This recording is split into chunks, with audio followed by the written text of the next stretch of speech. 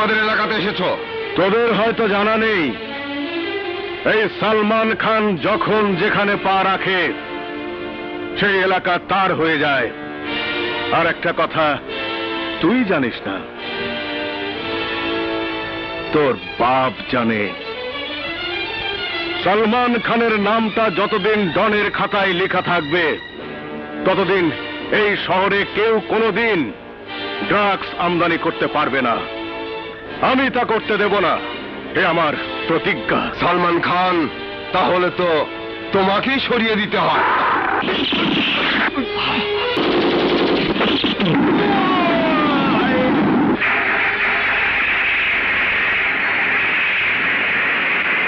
আয় সবাই।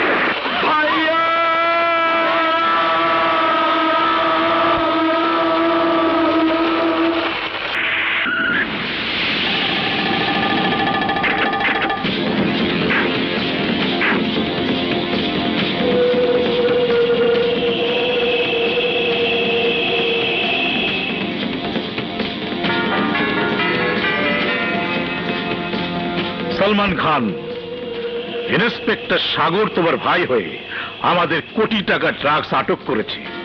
এবার তুমি বলো, তোমার ভাই কি শাস্তি হওয়া উচিত? হামজা, তার আগে তুমি বলো, তুমি কেন আমার অজান্তে ড্রাগস আমদানি করতে চেয়েছিলে? সবকিছু কি তোমাকে জানাতে হবে? এই জন্য জানাতে হবে, আমি ড্রাগসের ব্যবসা পছন্দ করি না। যে ড্রাগস দেশের যুব সমাজকে ধ্বংস করে সেই ড্রাগসের ব্যবসা আমি তোমাকে করতে দেব না। ডনের রাজত্ব তৈরি করে দেশ প্রেমিক সাজা যায় না সালমান খান। দেশকে যদি ভালোবাসতে ইচ্ছে করে। তোমার কথা হলো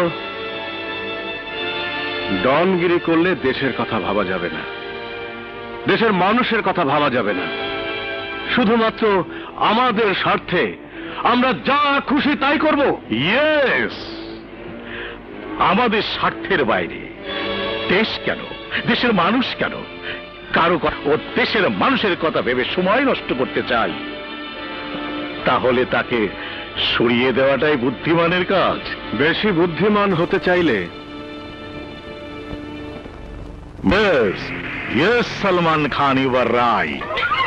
সময় বলে দেবে কে বাঁচবে আর মরবে। তোমার এই অ্যাসাইনমেন্ট প্রমাণ করেছে তোমার কাছে তোমার ডন পরিবারের চেয়ে আইন অনেক বড়। স্যার, সাগর, তুমি সত্যিকার অর্থে একজন আইনের সেবক। I proud my son. Sir, ডন পরিবারে আমার জন্ম হলেও আমি এ দেশের মাটিতেই বড় হয়েছি।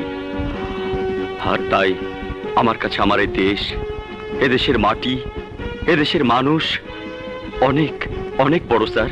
একজন দেশপ্রেমিক পুলিশ অফিসারের কাছে এর চেয়ে বড় কথার কিছু হতে পারে না।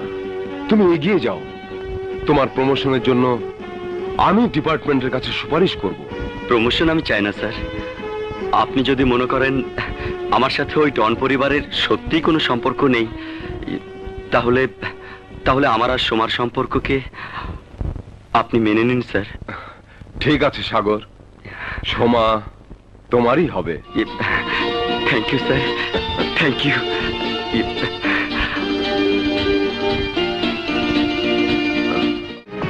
খাবার আমি তো বলেছি আমি এবারে কিচ্ছু খাবো না। যাও, নিয়ে যাও।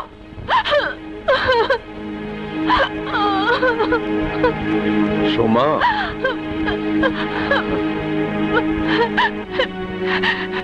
তুমি আমার এখানে কেন এসেছো? আমি তো বলেছি ততদিন তুমি আমার শত্রু। সোমা, যদি সাগরকে মেনে নেই তাহলে তো তুই আমাকে শত্রু ভাববি না। বাবা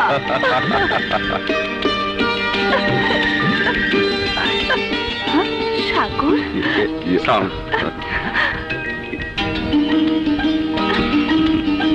হুম।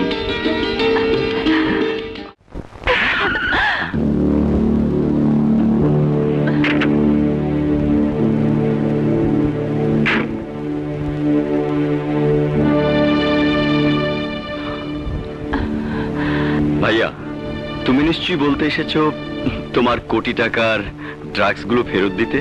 এই বাংলার মাটিতে ড্রাগসের আমদানি হোক, সেটা আমিও চাই না। তাহলে কেন এসেছো? তোর পাসপোর্ট আর টিকিটটা রেডি আছে। আগামীকাল সকাল 10টার ফ্লাইটে তুই আমেরিকায় চলে যাবি। কারণ একটাই, চারিদিকে তোর শত্রু, যে কোনো মুহূর্তে তোর উপর হামলা হতে পারে। সরি ভাইয়া, অপরাধীদের ভয়ে আমি পুলিশের চাকরি নিইনি। অপরাধীদের শায়েস্তা করার জন্যই আমি পুলিশের চাকরি নিয়েছি। আর তাদের ভয়ে আমি দেশ ছেড়ে হচ্ছে। আমার দেশ আমার কাছে অনেক বড়। সাগর, আমার কথা শোন ভাই, আমার কথা শোন। ভাইয়া, তোমার তো বোঝা উচিত ছিল যে আমি কর্তব্যের খাতিরে ডন পরিবার ত্যাগ করেছি।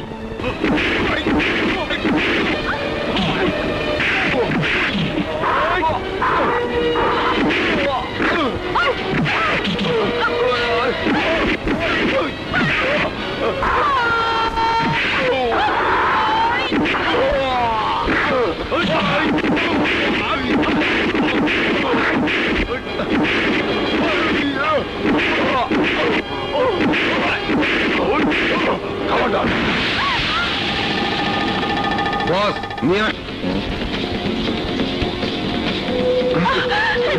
চিনতে পারছিস আমি কে? কেন চিনব না? তুমি আমার ভাইয়ের পার্টনার। তুমি একজন কালোবাজারি, দেশদ্রোহী, স্মাগলার। এবার বলো, আমাদের এখানে কেন ধরে এনেছো? এই, তুই কি মনে করেছিস তোকে আদর করার জন্য?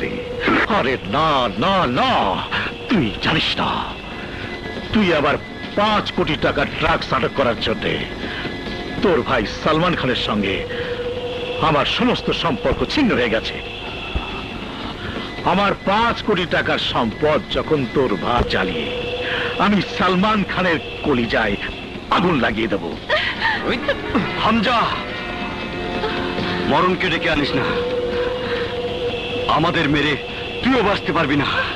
হ্যাঁ, ঠিক বলেছিস। এই, এই দুজনকে পেট্রোল ঢেলে চালিয়ে দে। হামজা! তার কুটি ভাই দেশে দেখে দাও, তোমার ওই থাপ্পড়ের জবাব দেওয়ার জন্য তোমার পুলিশ ভাই আর তার পীড়িতের মায়াজারে আগুনে পুড়িয়ে মারবার ব্যবস্থা করেছে। তুমি জোর দিয়েছো। হ্যালো হ্যালো হ্যালো হ্যালো, শোভা!